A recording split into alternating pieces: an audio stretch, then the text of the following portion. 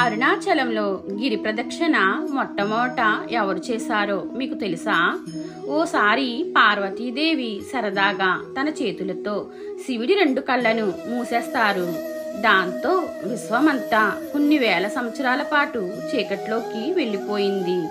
దేవతలందరూ ప్రార్థించడంతో కళ్ళు తెరిచిన శివుడు బ్రహ్మ సృష్టికి విఘాతం కలిగించడం మహాపాపమని కోపంతో పార్వతీదేవిని భూలోకానికి వెళ్ళి తపస్సు చేయమన్నారు.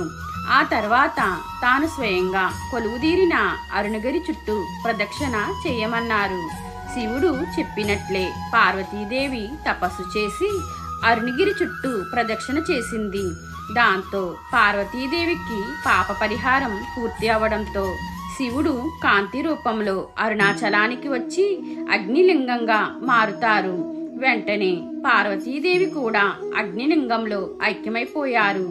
దాని తర్వాత నుంచి స్వయంగా దేవతలందరూ గౌతమ మహర్షితో పాటు అరుణగిరి చుట్టూ ప్రదక్షిణ చేశారు. మీకు ఈ వీడియో గనక నచ్చినట్లు అయితే జై అరుణాచలేశ్వర అని కామెంట్ చేయండి.